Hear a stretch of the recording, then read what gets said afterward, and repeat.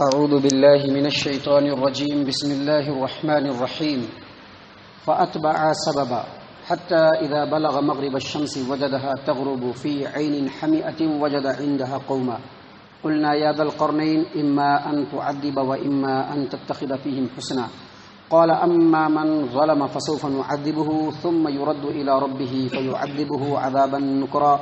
وأما من آمن وعمل صالحا فله جزاء الحسنى وسنقول له من أمرنا يسرا۔ محترم سامعین کرام، سورۃ الکہف سورہ نمبر 18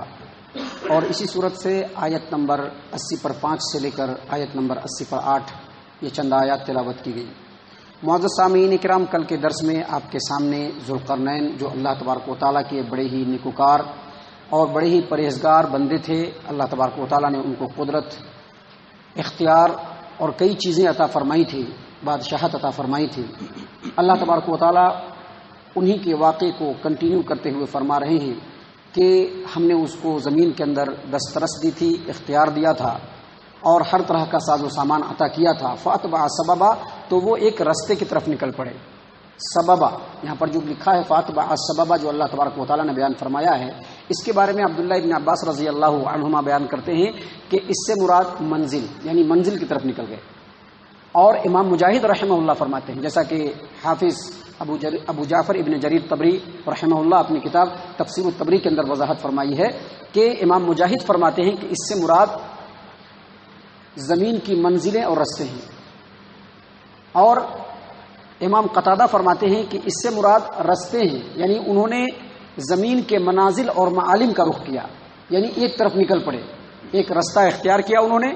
اور اسی رستے پہ چل پڑے۔ اللہ تبارک و تعالیٰ اسی چیز کی وضاحت اگلی آیت میں فرماتے ہیں، کہتے ہیں اللہ تبارک و تعالیٰ بیان فرماتے ہیں حتی اذا بلغ مغرب الشمس، یہاں تک کہ وہ سورج کے ڈوبنے کی حد تک پہنچ گئے، یعنی اس قدر چلے کہ زمین کے بالکل آخری کنارے پر چلے گئے۔ یعنی سورج کے غروب ہونے کا جو آخری کنارہ تھا وہ زمین کا تھا، یہ مت سمجھیے گا کہ آسمان پہ چل رہے تھے۔ بہت سارے لوگ سمجھ سکتے ہیں، اپنے اپنے سمجھنے کی باتیں ہیں، خطیب کی زبان سے کچھ نکلے، سمجھنے والا کچھ سمجھے یا سمجھ کر کے کچھ اور چیز لوگوں کے سامنے واضح کرے، نہیں۔ یہاں پر سمجھنے سے مراد یہ ہے کہ وہ زمین کے رستے پر چل رہے تھے اور زمین کے رستے پر چلتے چلتے زمین کے بالکل آخری حد پہ پہنچ گئے جہاں پہ سورج غروب ہو رہا تھا۔ مفسرین نے اپنی کتابوں کے اندر جو ذکر کیا ہے اس معاملے میں کہ وہ بحیرہ روم تھا جس کے اندر وہ سورج غروب ہوتے ہوئے انہوں نے دیکھا اور وہیں پہ سورج غروب ہو رہا تھا۔ اللہ فرماتے ہیں کہ چلتے چلتے وہ سورج کے غروب ہونے کی حد تک پہنچ گئے۔ وجدہا تغرب فی عین حمیئہ، تو ان کو ایسا لگا، انہوں نے ایسا پایا، انہوں نے ایسا محسوس کیا کہ سورج جو غروب ہو رہا ہے وہ کیچڑ کے اندر غروب ہو رہا ہے، چونکہ سمندر کا پانی گدلا ہوتا ہے اور شام کے وقت اور زیادہ جو سیاہی مائل ہوتی ہے، تو ان کو ایسا لگا کہ وہ سورج جو ہے وہ کیچڑ کے اندر غروب ہو رہا ہے۔ حالانکہ سورج جو ہے وہ اللہ کے عرش کے سائے کے نیچے جاتا ہے اور وہاں جا کر کے اللہ تبارک و تعالیٰ سے اجازت طلب کرتا ہے کہ اللہ میں پھر سے وہیں سے نکلنا چاہتا ہوں جہاں سے میں ہر دن نکلتا ہوں، اور اللہ اجازت دیتا ہے اور پھر وہ چلا آتا ہے۔ تو یہاں پر اللہ تبارک و تعالیٰ نے فرمایا کہ ان کو ایسا محسوس ہوا کہ سورج جو ہے وہ کیچڑ کے پانی میں غروب ہو رہا ہے، اور وجد عندہا قوما، اور وہاں پر انہوں نے ایک قوم کو پایا، ایک بڑی امت تھی اور بہت جم غفیر تھا۔ ان لوگوں کو جب انہوں نے پایا، اللہ فرماتے ہیں قلنا، ہم نے کہا یا ذوالقرنین، اے ذوالقرنین۔ میں نے کل بتلایا تھا کہ اسی آیت کریمہ کے اسی ٹکڑے سے بعض لوگوں نے کہا ہے کہ ذوالقرنین نبی تھے۔ وہاں پر میں نے یہ بھی وضاحت کی تھی کہ نبی صلی اللہ علیہ وسلم کا کسی فرد کے بارے میں یہ کہہ دے، اللہ تبارک و تعالیٰ کا کسی فرد کے بارے میں یہ کہہ دینا کہ ہم نے اس سے کہا، یہ اس کی نبوت کی دلیل نہیں ہو سکتی ہے، کیونکہ اللہ تبارک و تعالیٰ نے مریم کے پاس بھی فرشتے کو بھیجا اور فرشتے کے ذریعے سے اپنا پیغام مریم تک پہنچایا۔ اللہ تبارک و تعالیٰ نے موسیٰ علیہ السلام کی والدہ کو بھی وحی کی، لقمان علیہ السلام، لقمان کا بھی تذکرہ یہاں پر قرآن کریم کے اندر موجود ہے، لیکن یہ لوگ راجح قول کے مطابق نبی نہیں ہے۔ اسی طرح سے ذوالقرنین بھی نبی نہیں ہے، بلکہ ایک بہترین نیک صفت انسان، اللہ تبارک و تعالیٰ کے منتخب کیے ہوئے بادشاہ، اللہ تبارک و تعالیٰ نے ان کو با اختیار بنایا تھا۔ اللہ فرماتے ہیں قلنا، ہم نے کہا یا ذوالقرنین، اے ذوالقرنین، اما ان تعذب، چاہو تو ان لوگوں کو عذاب دے دو، و اما ان تتخذ فیہم حسنا، اور چاہے تو ان لوگوں کے ساتھ نیک معاملہ کرو۔ آیت کریمہ کے اس ٹکڑے سے پتہ چلتا ہے کہ ذوالقرنین جب وہاں پر پہنچے تو اللہ تبارک و تعالیٰ نے ان لوگوں کے اوپر ذوالقرنین کو غالب کر دیا. وہ غالب ہو گئے, با اختیار ہو گئے. اللہ نے ان لوگوں کو ذوالقرنین کا محکوم بنا دیا اور ذوالقرنین ان کے حاکم بن گئے, ان کے بادشاہ بن گئے, سربراہ بن گئے. وہاں پر انہوں نے غلبہ اور فتح حاصل کیا. اور جب وہ لوگ مغلوب ہو گئے اور ذوالقرنین وہاں پہ غالب ہو گئے تو اللہ تبارک و تعالیٰ نے کہا کہ اب تیرے اختیار میں, تم چاہے تو جو کرو. چونکہ یہ لوگ کافر قوم تھی, کہا کہ یا تو ان کو قتل کر دو, ان کو چاہو تو عذاب دو, اور چاہے تو ان کے ساتھ اچھا معاملہ کرو. اللہ تبارک و تعالیٰ فرماتے ہیں قال, ذوالقرنین نے کہا اما من ظلم فسوف نعذبه عذابا فسوف نعذبه اما من ظلم فسوف نعذبه, اگر اس میں سے جو بھی ظلم کرے گا, ظلم کیسے کرے گا؟ شرک کر کے, کفر کر کے, نافرمانی کر کے اپنے اوپر ظلم کرے گا تو اس کو میں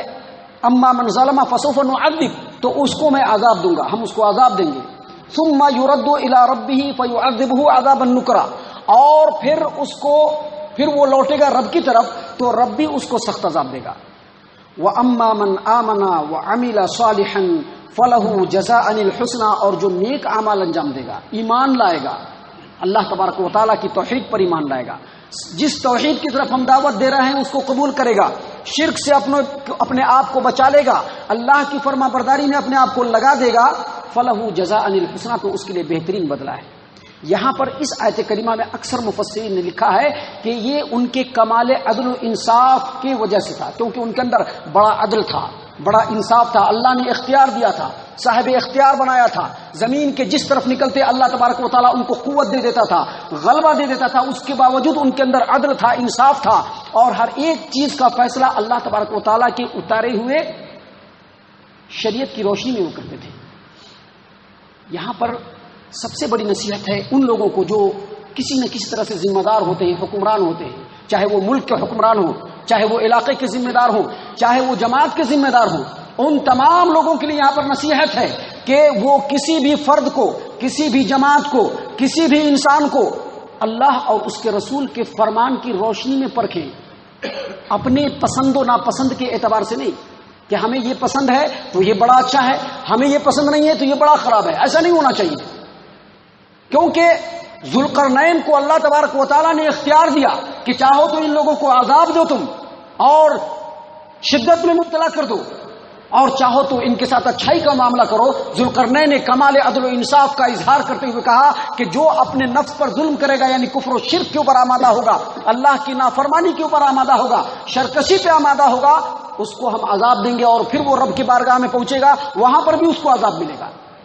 اور جو ایمان لائے گا, نیک عمل کو انجام دے گا, اللہ تبارک و تعالیٰ کے اتارے ہوئے شریعت کی روشنی میں اعمال کو انجام دے گا, تو اس کے لیے بہترین بدلہ ہے. تو دراصل یہاں پر نصیحت ہے ان تمام لوگوں کے لیے جو کسی نہ کسی طرح سے ذمہ داران ہیں, اور یقینی طور پر یہ اللہ تبارک و تعالیٰ کا اصول ہے جو اللہ تبارک و تعالیٰ یہاں پر ذوالقرنین کے واقعے کے ذریعے سے تمام انسانوں کو دے رہا ہے, مکہ کے سرداروں کو دے رہا ہے, اور دنیا کے تمام با اختیار لوگوں کو دے رہا ہے کہ جو ذوالقرنین کے اندر صفت تھی وہی صفت تمہارے اندر بھی آنی چاہیے. اللہ نے فرمایا فلہ جزاء الحسنى, ذوالقرنین نے کہا کہ جو ایمان لائے گا اور نیک اعمال کو انجام دے گا اس کے لیے بہترین بدلہ ہے, اور ان قریب ہمارے معاملے میں ہم اس کے لیے بالکل آسانی کر دیں گے, اس کے ساتھ نرمی کا معاملہ کر دیں گے. محترم سامعین کرام, ذوالقرنین کے تعلق سے 3 سفر ہے. 3 سفر کا ذکر جو ہے قرآن کریم کے اندر آیا ہے, جس میں سے پہلے سفر کا ذکر تھا جو انہوں نے مغرب کی جانب کیا. اب آگے ان کے اور بھی سفر کا ذکر ہے جو کل آپ کے سامنے پیش کیا جائے گا, اور اس کے اندر بھی ہمارے لیے بڑی نصیحتیں ہیں. اللہ تبارک و تعالی ہم تمام کو ان نصیحتوں کے اوپر غور و فکر کرنے کی توفیق عنایت فرمائے, تدبر کرنے کی توفیق عنایت فرمائے. اللہ تبارک و تعالی ہم تمام کو اس کے اوپر عمل کرنے والا بنائے. اللہ تبارک و تعالی قرآن کریم کے بتائے ہوئے تعلیمات کو اپنے دلوں میں, اپنی زندگی کے اندر اتار لینے والا بنائے. اللہ تبارک و تعالی ہم تمام کو صحیح معنوں میں مسلمان اور مومن بنائے. اللہ تبارک و تعالی ہمارے معاملات کو آسان فرمائے, ہمارے اوپر جو پریشانیاں ہیں اللہ تبارک و تعالی اس کو دور فرمائے. مسلمان جو پریشانی میں گھرے ہوئے اللہ تبارک و تعالی اس کو آسان فرمائے. جہاں پر بھی مسلمان آزمائش میں اللہ تبارک و تعالی ان کی آزمائش کو آسان فرمائے. اگر ان کے اوپر ظلم ہو رہا ہے تو اللہ تبارک و تعالیٰ مظلوم کی حمایت اور مدد فرمائے، ظالم کے ہاتھ کو اللہ تبارک و تعالیٰ روک دے۔ اللہ تبارک و تعالیٰ ہم تمام کو رسول اکرم صلی اللہ علیہ وسلم کے اسوہ حسنہ کو اپنانے کی توفیق عنایت فرمائے، صحابہ کرام کے طریقے کو اختیار کرنے کی توفیق عنایت فرمائے، جنت الفردوس میں جگہ عطا فرمائے۔ اے اللہ ہم تمام کو جہنم سے پناہ دے، اے رب العالمین ہم تمام کو جہنم سے پناہ دے، اے مالک الملک ہم تمام کو جہنم سے پناہ دے، آمین یا رب العالمین۔ وما علینا الا البلاغ المبین۔